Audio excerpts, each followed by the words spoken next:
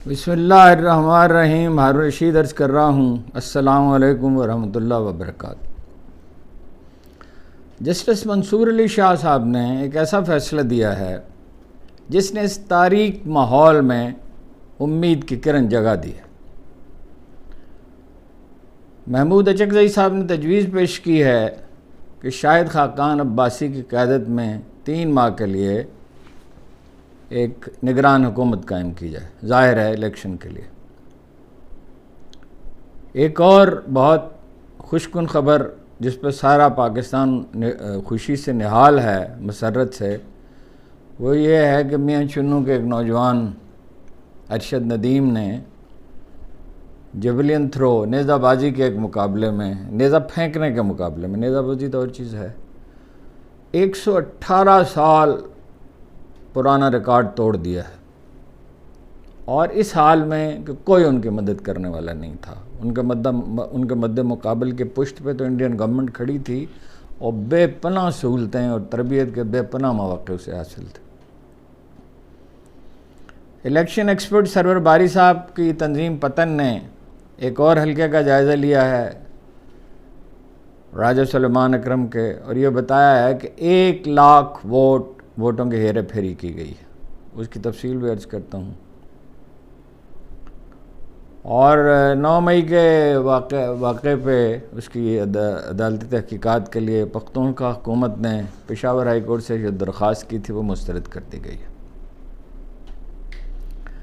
Justice منصور علی شاہ کے سامنے جو کیس تھا مستقبل کے چیف جسٹس، اب تو یہ تقریباً یقینی دکھائی دیتا ہے، اگرچہ ہمارا ماحول ایسا ہے کہ جس میں کسی چیز کے بارے میں 100% یقین کے ساتھ کچھ نہیں کیا کہا جا سکتا، لیکن بہرحال قرائن یہی ہیں کہ وہ قاضی صاحب دستبردار ہو جائیں گے، توسیع ان کی نہیں ہو سکے گی حکومت کی خواہش کے باوجود، اور کیونکہ اس کے لیے آئینی ترمیم کی ضرورت ہے اور اس کے لیے 2/3 اکثریت تو نہیں ہے.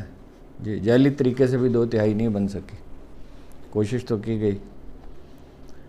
وہ نیشنل بینک سے متعلق ایک کیس تھا، لیکن اس میں انہوں نے اس کا تو جو فیصلہ صادر کیا سو کیا، مگر ایک اصول واضح کر دیا. جسٹس صاحب نے لکھا، انفرادی شخصیات اور اداروں کے پاس عدالتی فیصلوں پر عمل درآمد کے سوا کوئی چارہ نہیں. جمہوریت میں قانون کی حاکمیت فقط ایک اصول نہیں ہے، بلکہ وہ بنیاد ہے جس پر حکمرانی کی قانونی حیثیت کا انحصار ہوتا ہے. یعنی اگر اس پہ عمل نہیں ہوتا تو وہ حکومت قانونی ہی نہیں رہتی. عدالتوں کے فیصلوں پر اگر عمل درآمد نہیں ہوتا، سپریم کورٹ کے فیصلے محض سفارشات نہیں ہوتے، محض مشورے نہیں ہوتے. عدالت عظمیٰ کے احکامات پر عمل درآمد کو یقینی بنانا ہوگا. اس کے فیصلوں کو نظر انداز کرنا یا عمل درآمد میں تاخیر کرنا آئینی ڈھانچے کو چیلنج کرنے کے مترادف ہے. عدالتی فیصلوں کا اعلان محض ایک عمومی کام نہیں، کرٹسی نہیں ہے، بلکہ آئین کی منشا ہے. عدالتی فیصلوں پر عمل درآمد عدالتی نظام پر عدالتی اعتماد برقرار رکھنے کے مترادف ہے. محتاط ترین زبان انہوں نے استعمال کی ہے ویسے تو، لیکن اس پر بھی ممکن ہے کہ وہ ذرا یہ کرام یہ ارشاد فرمائیں کہ انہوں نے اپنی حدود سے تجاوز کیا ہے. وہ تو عطا اللہ تعالی نے آج یہ بھی کہہ دیا کہ ارشد ندیم کی کامیابی کے پیچھے حکومت پنجاب کا ہاتھ ہے. تو کچھ بھی کہہ سکتے ہیں. مطلب یہ کہ جب لوگ اس طرح جتھے داری ہو جاتی ہے تو پھر سچ جھوٹ میں کوئی وہ تو تمیز رہتی نہیں ہے. حرام حلال میں نہیں رہی تو سچ جھوٹ میں کیسے رہ سکتی. پاکستانی معاشرے کے زوال کے جو اسباب ہیں، دیکھیے پہلے 30 برس تک، 31 برس تک پاکستان کی جو قومی آمدن کی شرح ہے وہ بھارت سے اوسطاً 2 گنا رہی ہے، کبھی 2 گنا سے بھی بڑھ جاتی تھی. لیکن پھر کیا ہوا، اس پہ غور کرنا ہوگا. یہ تو خیر ایک الگ موضوع ہے. ظاہر ہے بے پناہ کرپشن، پہلے بھٹو صاحب کی نیشنلائزیشن، پھر جناب اس نے صنعتوں کو تباہ کر دیا. ایسا معیشت کو تباہ کرنے والا اقدام اس کے باوجود جو ہے وہ کام چلتا رہا. لیکن یہ ہے کہ ہماری جو ہیں وہ ٹیکسٹائل کی برآمدات جو سب سے زیادہ ہیں، بنگلہ دیش کی جہاں کپاس کا ایک پودا نہیں اگتا اس سے کوئی 4 گنا زیادہ ہیں، 4 گنا سے بھی زیادہ ہیں. تو وہ حالانکہ تو وہ سود بھارت سے درآمد کرتے ہیں، کچھ پاکستان سے بھی شاید کرتے ہیں. اس کی بنیادی وجہ کیا ہے؟ احساس سے عدم تحفظ ہے، بے یقینی ہے، اور اس سے پیدا ہونے والی مایوسی ہے. چنانچہ پاکستانی صنعت کار ملک سے باہر چلے گئے ہیں، جو بنگلہ دیش چلے گئے تھے اب وہاں حالات ناسازگار ہیں تو وہ سعودی عرب جانے کا سوچ رہے ہیں، جہاں پاکستانی سکے کے مطابق 6 روپے فی یونٹ بجلی ہوگی. جہاں 6 روپے یونٹ ہو تو وہیں کارخانہ لگے گا نا، جہاں 62 روپے ہو تو وہاں تو نہیں لگ سکتا. آئین کا احترام ہمارے خمیر میں نہیں ہے، ہمارے مزاج میں نہیں. مسلم بر صغیر کو آئین کی کوئی پرواہ نہیں، انڈیا کو میں بھی نہیں ہے، لیکن وہاں فوج مداخلت نہیں کرتی، وہاں مارشل لا نہیں لگتے، اور اتنا بڑا ملک ہے کہ فوج اسے کنٹرول بھی نہیں کر سکتی.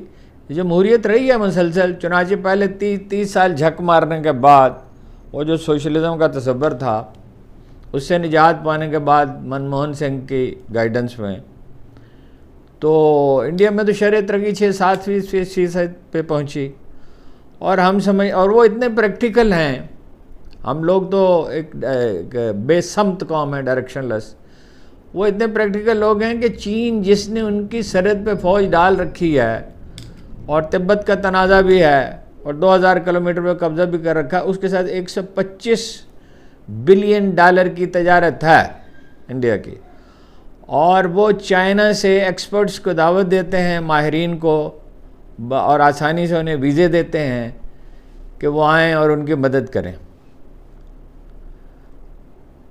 ہم تو نہ ہمیں آئین کی پرواہ ہے نہ ہم کبھی پریکٹیکل ہوتے ہیں. وہ شاعر نے کہا تھا، چیز تھیات دوام سوختن نا تمام، دائمی زندگی کا راز کیا ہے سلگتے رہنا. ہم یا تو بھڑک اٹھتے ہیں یا بجھ جاتے ہیں. مایوسی ہے بڑی گہری. اس مایوسی کو ایک آدمی نے دور کیا تھا. قائد اعظم کو کہا جاتا ہے کہ وہ سولز واحد ترجمان تھے مسلم بر صغیر کے، سول سپوکس مین. لیکن لوگ یہ بھول جاتے ہیں کہ قائد اعظم تو لندن چلے گئے تھے، مایوس تھے، وہ ظاہر ہے اپنی قوم کے رویے سے مایوس تھے. مگر اقبال نے مشعل فروزہ رکھی. فیصلہ پاکستان تو ان کی وفات کے بعد بنا، 1938 میں ان کا انتقال ہو گیا تھا. ریزولیشن ہی 2 سال بعد پاس ہوا. لیکن ان کی آخری 2 برسوں کی رودات جو پڑھیں، اگر اقبال کے آخری 2 برس ایک کتاب ہے، تو انہیں آخری وقت تک اور مستقل طور پر یقین تھا کہ پاکستان بنے گا. امید ہی وہ واحد چیز ہے جس میں صلاحیت بروئے کار آتی ہے، آزادی اور امید کے ساتھ اور علم کے ساتھ اور حکمت کے ساتھ. ہمارا مزاج یہ ہے کہ ہم شور بہت مچاتے ہیں، کیتھارسس کرتے ہیں، اپنی توانائی عمل کے لیے بچا کر نہیں رکھتے، اعتدال کی طرف نہیں جاتے. دیکھیے غلام محمد، میں یہ بہت تفصیل سے بات نہیں کر سکتا، میری خواہش تو بہت ہے کہ تفصیل کے ساتھ پاکستان کی تاریخ پہ بات کی جائے، لیکن ظاہر ہے ویلاگ میں کوئی زیادہ طویل گفتگو نہیں ہو سکتی. غلام محمد کو بڑا اس کی مذمت کی جاتی ہے، اسے بدترین آدمی کے طور پر پیش کیا جاتا ہے. لوگ یہ بھول جاتے ہیں کہ انہیں قائد اعظم نے مدعو کیا تھا، اور لوگ یہ بھول جاتے ہیں کہ وہ وزیر خزانہ رہے نظام حیدرآباد کے، جو بہت ہی امیر یعنی ریاست تھی، سب سے زیادہ امیر ریاست بر صغیر کی وہی تھی، اور بڑا پیچیدہ نظام تھا وہاں خزانے کا بھی. اور پھر وہ ٹاٹا کے مشیر تھے، 10,000 روپے ماہوار پہ. لیکن قائد اعظم نے انہیں بلایا اور کہا کہ صرف 3,000 روپے دیے جائیں گے، تو وہ چھوڑ کر آ گئے. دستور ساز اسمبلی کو انہیں کہا جاتا ہے کہ انہوں نے برطرف کر دی. ان میں خامیاں بھی بہت تھیں، اس میں شبہ نہیں ہے، پجسب بہت تھے اور معاف نہیں کرتے تھے، غسیل بہت تھے، اور آخر میں تو فالج کا شکار بھی ہو گئے تھے. مگر انہوں نے مزاحمت نہیں کی تھی اقتدار چھوڑنے کی. جب کابینہ نے فیصلہ کر لیا گورنر جنرل کا عہدہ ختم کرنے کا اور 2 مہینے کی ان کی چھٹی منظور کر لی اور سکندر مرزا کو بلا دیا، جس میں ایوب خان شامل تھے پس پردہ. تو انہوں نے کوئی مزاحمت نہیں کی تھی. مگر وہ دستور ساز اسمبلی کا قصہ یہ ہے کہ 1946 کے جو الیکشن ہوئے تھے اسی کو دستور ساز اسمبلی قرار دے دیا گیا. چلیے اس وقت ضرورت تھی، ہنگامی حالات تھے، الیکشن نہیں ہو سکتے تھے، مہاجرین کا ایک سیلاب تھا، معیشت ظاہر ہے اس کی بنیادیں بھی استوار کرنا تھی. مگر اس میں جن لوگوں نے نہرو نے کہا تھا کہ شبنم کے قطروں کی طرح جنہیں سورج کی اولین کرنیں تحلیل کر دیتی ہیں، پاکستان کا وجود تحلیل ہو جائے گا. مگر پاکستان نہ صرف قائم رہا، میں نے آپ سے عرض کیا، انڈیا سے 2 گنا شرح ترقی تھی. تو اس میں غلام محمد ہی نہیں، اس ہمارے سول سروس کے مثلا چودھری محمد علی کا بڑا کردار تھا. اب دستور ساز اسمبلی کو 7 سال ہو گئے تھے اور وہ اقتدار کی جنگ کا کھڑا تھی اور دستور کے لیے ابتدائی کام بھی نہیں کیا. 7 برس تک 2 سال میں انڈیا کا دستور بن گیا تھا.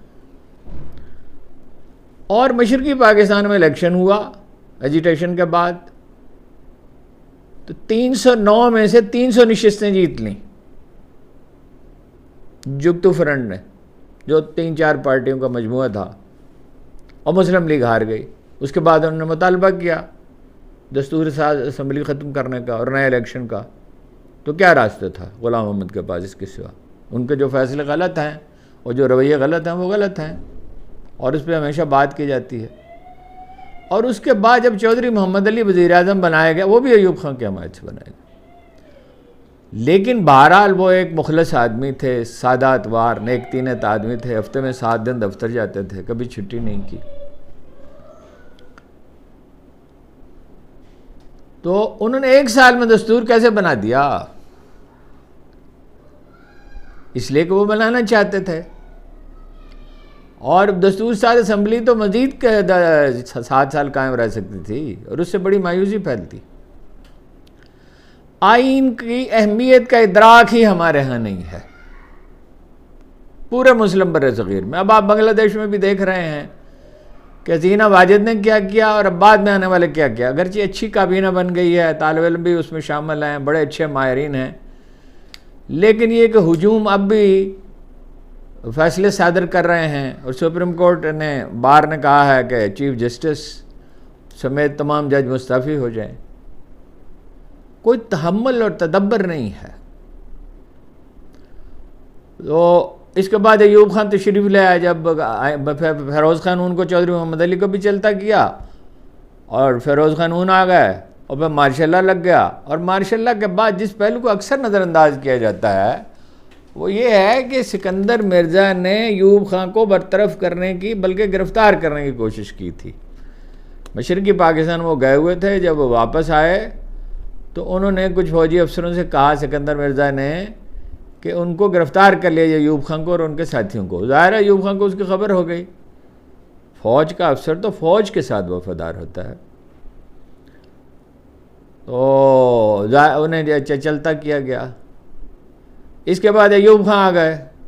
ایوب خان نے دستور منسوخ کر دیا. 1956 کے دستور میں کبھی کوئی نہیں بتا سکا کہ کیا خرابی تھی سوائے پیریٹی کے، یعنی مشرقی 1 مین 1 ووٹ کی بجائے مشرقی پاکستان کی سیٹیں اور مغربی پاکستان کی سیٹیں ایک برابر ہوں گی. تو بس یہ اس کو پیریٹی کو تو ختم کیا جا سکتا تھا. اور یا خان نے آتے ختم کر دیا تھا، 1 مین 1 ووٹ بحال کر دیا تھا، بلوچستان کو صوبہ بنا دیا تھا. تو وہ تو یہ ایسی چیز نہیں تھی. غلطیاں تو ہوتی ہیں، انہیں دور بھی کیا جا سکتا ہے. تو جسٹس منصور علی شاہ کا جو فیصلہ ہے وہ اس اعتبار سے محض ایک فیصلہ نہیں ہے، یہ اس سے بہت زیادہ ہے.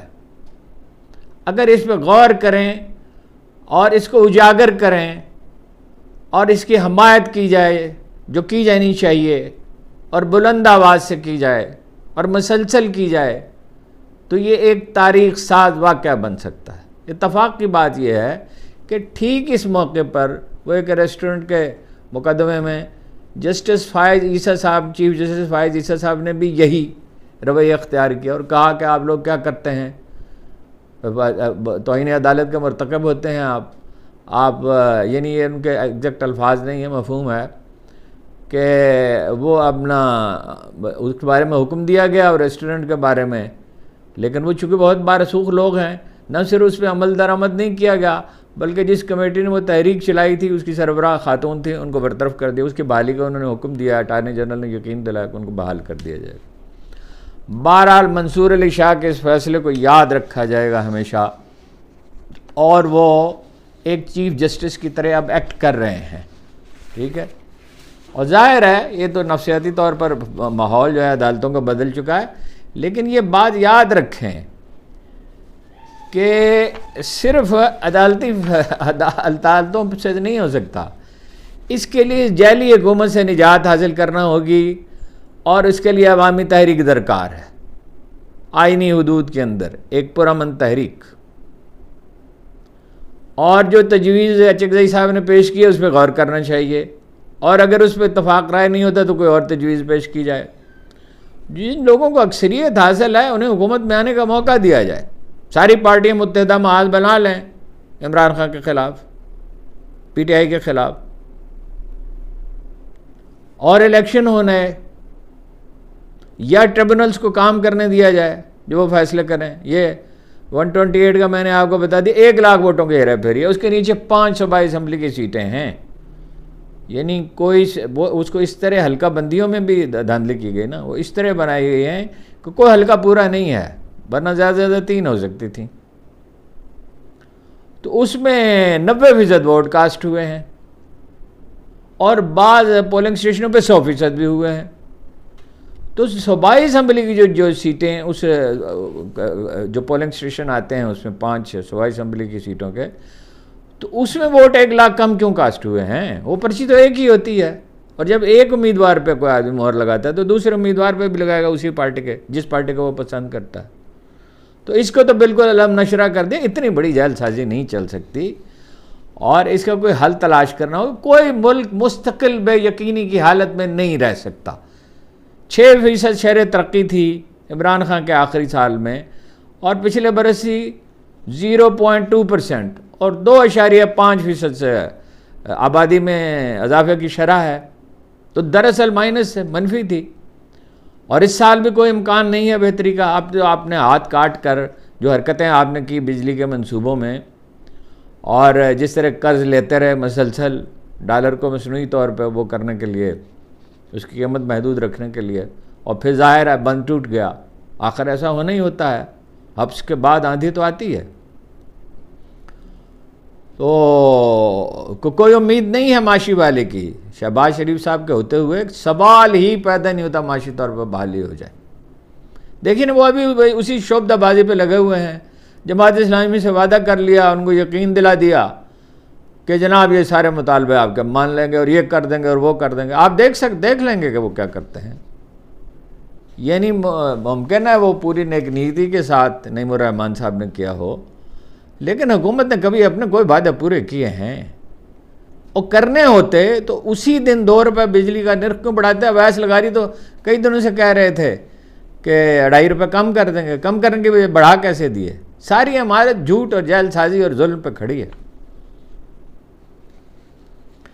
ایک دوسری بہت خوشکن خبر جو ہے وہ یہ ہے،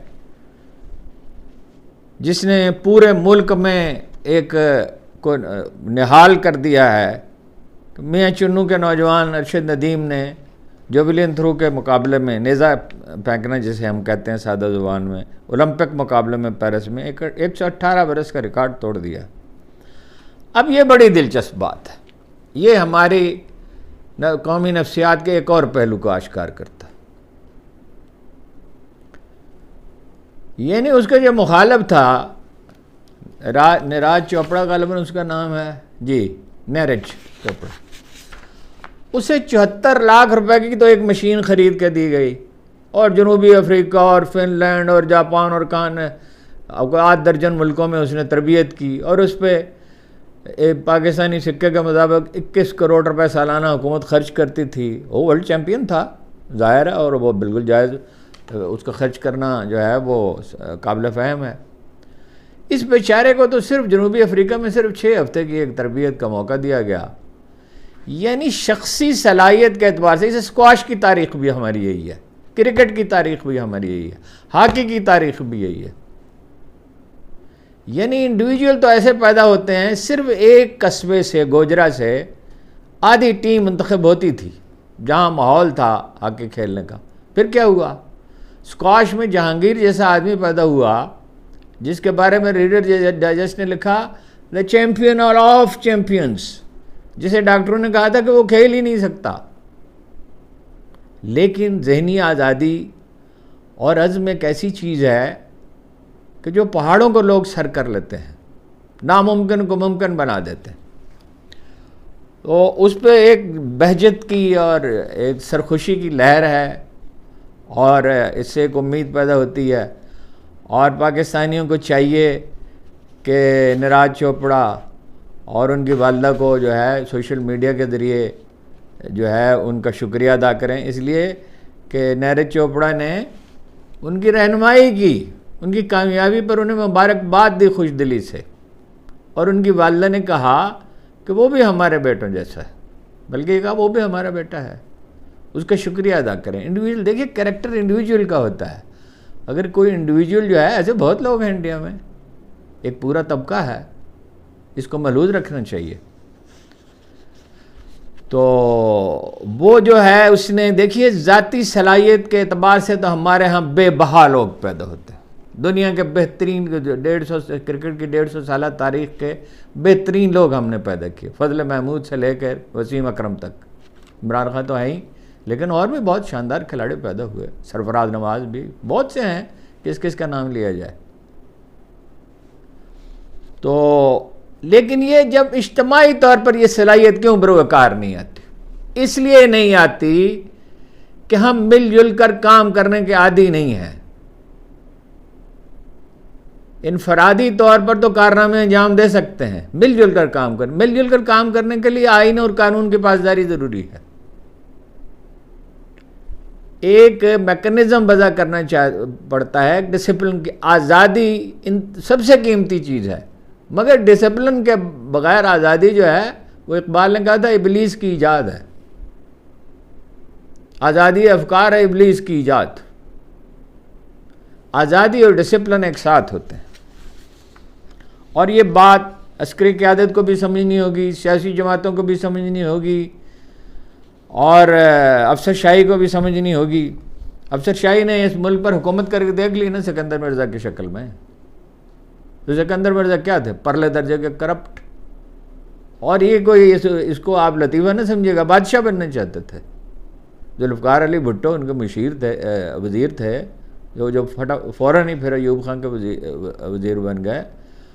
تو وہ انہیں کیا مشورے دیتے تھے معلوم نہیں نا. ایوب خان کو تو انہوں نے مشورہ دیا تھا 1 پارٹی رول ہو، ڈپٹی کمشنر اس کا صدر ہو ہر ضلع میں، اور ایس ایس پی اس کا سیکرٹری جنرل ہو. انہوں نے ڈیگال کہا تھا ایشیا کا، صلاح الدین ایوبی کہا تھا.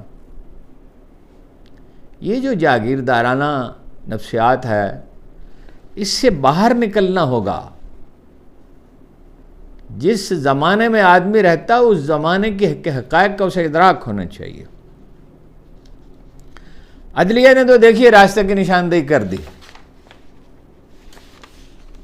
اب باقی قوم پہ منحصر ہے. اگر ایک تحریک نہیں اٹھتی، جیسے افتخار چودھری کو کون بحال کرنا چاہتا تھا؟ نکالا تو انہیں مشرف نے تھا، اور بحال نہیں کرنا چاہتے تھے. مگر یہ زرداری صاحب بھی تو نہیں کرنا چاہتے تھے، وعدہ کر کے مکر گئے تھے. پھر ایک تحریک اٹھی، پرامن تحریک. اس میں صرف کراچی میں قتل و غارت ہوئی، اور وہ الطاف حسین کے ہوتے ہوئے اگر قتل و غارت نہ ہوتی تو کیا ہوتا؟ جی. لیکن یہ کہ کتنی بڑی قربانی دی وکلاء نے، اور یہی وکلاء ہیں جو ہاتھ پہ ہاتھ رکھ کے بیٹھے ہیں، باتیں کرتے ہیں. ان میں انڈیویجولس تو ہیں بہت قابل قدر، ان میں سلمان اکرم راجہ بھی ہیں، اور پنجوتا صاحب بھی ہیں، اور علی ظفر بھی ہیں، سب بہت سارے ہیں. تو وہ تو ایک تحریک کی ضرورت ہے، اس کے بغیر نہیں ہوگا. دیکھیے پراسرار حالات میں دھرنا ختم ہو گیا جماعت اسلامی کا، اور اس سے جو امیدیں پیدا ہوئی تھی سب خاک میں مل گئیں. اب نعیم الرحمن صاحب کی نیت نیک ہوگی، ٹھیک ہے، لیکن جو ان کے وعدے پہ اعتبار کیسے کیا جا سکتا ہے؟ پہلے بھی میں نے عرض کیا. محمود اچکزئی صاحب نے کہا ہے کہ شاہد خاقان عباسی کی قیادت میں 3 ماہ کی نگران حکومت قائم کی جائے، اور یہ کہا کہ فوج سے میں فوجی قیادت سے مذاکرات کروں گا تو اس لیے کروں گا کہ انہیں باعزت اور باوقار واپسی کا راستہ دینا چاہیے۔ ادھر انہوں نے اچکزئی صاحب نے بھی اور پی ٹی آئی نے بھی اور 41 ارکان نے جن کا نوٹیفیکیشن الیکشن کمیشن نے جاری نہیں کیا سپریم کورٹ کے حکم کے باوجود، قومی اسمبلی کے ارکان کے، وہ سپریم کورٹ سے رجوع کرنے کا انہوں نے فیصلہ کیا ہے۔ اور یہ تو ظاہر ہے، مطلب غالب امکان تو یہی ہے، بہت غالب امکان، کہ اس سپریم کورٹ اپنے فیصلے کی توثیق کرے گی۔ مزاحمت کرنے کی کوشش کر رہی ہیں یعنی فورسز جو بھی ہیں مخالف پی ٹی آئی کی، تو لیکن میرا خیال ہے کامیاب نہیں ہو سکتی۔ دیکھیے بعض سچویشنز ایسی ہوتی ہیں، جیسے جناب علی کرم اللہ وجہ نے ارشاد کیا تھا کہ جنگ ایک کھنڈولا ہے، کبھی اوپر جاتا ہے کبھی نیچے جاتا ہے، بے یقینی سی اس میں رہتی ہے، لیکن بعض اوقات تحمل کے ساتھ جد و جہد کرتے رہنا چاہیے اور انتظار کرنا چاہیے۔ یہ فرسٹریشن اور مایوسی سے نہیں مسئلے حل ہو سکتے۔ بنگلہ دیش میں وکلاء نے چیف جسٹس سمیت اعلیٰ عدلیہ کے تمام ججوں کو مستعفی ہونے کا ان سے مطالبہ کیا ہے۔ کابینہ بڑی اچھی تشکیل پائی ہے، اگر درجہ حرارت کم ہو جائے تو بنگلہ دیش کا ایک مستقبل ہے، لیکن جیسے میں عرض کر چکا میں نے اس پہ کافی کام کیا تھا، لیکن پھر میں نے دیکھا کہ جستا جستا وہ نکات بہت سے لوگوں نے بیان کیے ہیں، تو پھر میں نے کہا کہ اس پہ کچھ دن انتظار کرنا چاہیے، پھر بات کرنی چاہیے۔ ویسے بھی وہاں سچویشن فلوئڈ ہے، کوئی بالکل یقین کے ساتھ نہیں کہا جا سکتا کیا ہوگا۔ بھارت کے ساتھ تعلقات ان کی مجبوری ہے، اس لیے کہ ٹریڈ تو انہی کے ساتھ ہے، 3 طرف سے اس میں گھرے ہوئے ہیں، لیکن اس میں سپیس ہے۔ بنگالیوں نے مظاہرہ تو کیا ہے کہ وہ اپنی آزاد روی کا اور آزادی کی خواہش کا، لیکن یہ بھی یاد رکھیے کہ 15 برس تک حسینہ واجد کو انہوں نے گوارا کیا ہے۔ یہ جو کہا جا رہا ہے نا کہ وہ تو بڑی عظیم قوم ہے اور ہم تو کچھ ہے ہی نہیں، ہمارے ہاں بھی تحریکیں چلی ہیں اور اب بھی اسے اتنی بڑی تحریک چل سکتی ہے، تشدد نہیں ہونا چاہیے، بس اس میں عدم تشدد کے اصول پہ چلے جائے۔ 15 برس تک انہوں نے برداشت کیا نا، اور اگر وہ مصر نہ ہو جاتی ہیں اور تانا زنی نہ کرتی اور تحقیر نہ کرتی ان کی، تو وہ اب بھی حکومت میں رہ سکتی تھی۔ ان تو اپوزیشن کے ساتھ وہ سلوک کیا ویسے ہی جو پی ٹی آئی کے ساتھ یہاں کیا جا رہا ہے، یعنی اس کا اسلوب تھوڑا سا مختلف ہے، ظاہر ہے تو ہر معاشرے میں اسلوب مختلف ہی ہوتا ہے۔ اور کوئی 56% جو ہے وہ کوٹا تھا، صرف 30% نہیں تھا مکتی بہانی والوں کی اولاد کے لیے، اس کے علاوہ بھی کوٹے تھے، اس میں کچھ تو جینون تھے، مطلب 1% جو ہے اسپیشل سٹیزنز کے لیے اور کچھ پسماندہ اضلاع کے لیے، لیکن یہ کہ وہ اس میں بھی وہ اپنا ذاتی ثوابدید استعمال کرتی تھی۔ ججوں کے تقرر میں، فوج میں، ان کی چچا زاد بہن کے میاں ہیں وہ اپنا چیف آف آرمی سٹاف جو ہیں، اور آرمی نے ہی ہیلی کاپٹر فراہم کیا اور انہوں نے جان بچائی، وہ تو خیر اچھا کیا، تشدد تو اچھی چیز نہیں ہے۔ پشاور ہائی کورٹ نے پختونخوا حکومت نے درخواست کی تھی کہ 9 مئی پر وہ عدالتی کمیشن بنایا جائے، تو انہوں نے قانون کا حوالہ دیا رجسٹرار نے کہ یہ ہمارے دائرہ کار میں نہیں آتا، یعنی ملک گیر جو واقعات ہیں اس کی اس طرح کی تحقیقات جو ہے وہ ہائی کورٹ کا کام نہیں ہے، مراد شاید یہ ہے کہ سپریم کورٹ کا کام۔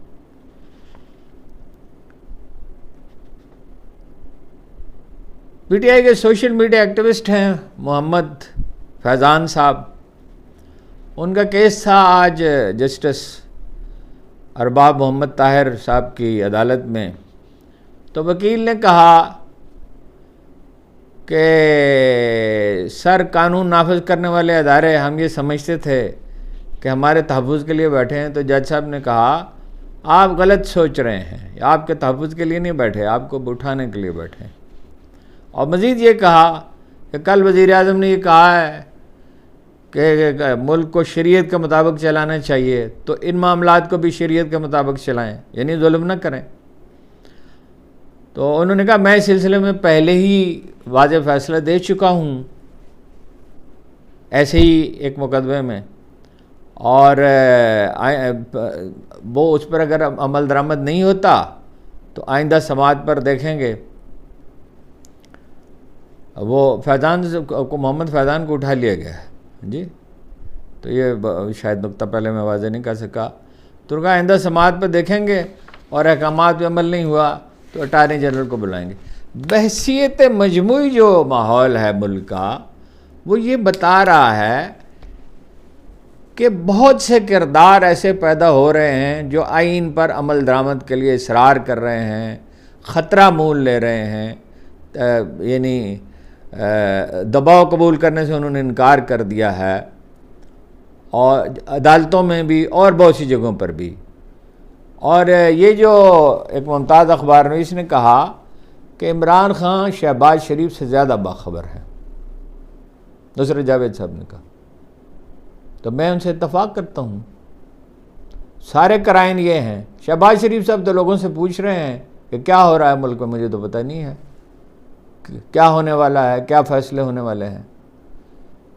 تو اتنے مشکل حالات میں ٹھیک ہے وکلاء انہیں اطلاع کچھ خبریں دیتے ہیں، لیکن اس کے علاوہ بھی انہیں خبر ملتی ہے تو کیسے مل جاتی ہے؟ یعنی نگرانی تو ان کی 24 گھنٹے کی جاتی ہے، کیمرے تو لگے ہوئے ہیں وہاں پہ، تو اس کے باوجود جو ہیں وہ باخبر ہیں. مایوسی کی کوئی بات نہیں ہے، اور مایوسی اختیار کرنے سے فائدہ کیا ہو سکتا ہے؟ نقصان ہو سکتا ہے، فائدہ ہو سکتا ہے. فرمایا کہ مایوسی تو کفر کا مترادف ہے، اور یہ فرمایا کہ یا ایھا الانسان ما غرک بربک الکریم، اے اولاد آدم تمہیں کس چیز نے اپنے اس قدر مہربان رب کے بارے میں، کریم کا تو کوئی متبادل اردو زبان میں ہے نہیں جی، اس کی کوئی یعنی ون ورڈ تو نہیں ہو سکتا جس کی تشریح کی جا سکتی ہے کچھ نہ کچھ، لیکن خیر یہ تو لسانیات کا مسئلہ ہے، اور میرا خیال ہے دوسرے لوگ یہ بہتر تشریح کی کر سکتے ہیں. تو کس چیز نے تمہیں اپنے مہربان رب کے بارے میں دھوکے میں ڈال رکھا؟ فرمایا کہ ایک ذرہ خلوص بھی کبھی ضائع نہیں ہوتا، صرف یہ ہے کہ احتیاط کے ساتھ، اعتدال کے ساتھ، مگر پوری جرت کے ساتھ. احتیاط کا مطلب بزدلی نہیں ہے. تو انشاءاللہ یہ بند دروازہ کھلے گا، اور میرا خیال ہے بہت وقت نہیں لگے گا، اور یہ وقت جو ہے فرسٹریشن کی بجائے تحمل کے ساتھ گزارنا چاہیے اور جد و جہد کے ساتھ گزارنا چاہیے. آپ کا بہت بہت شکریہ.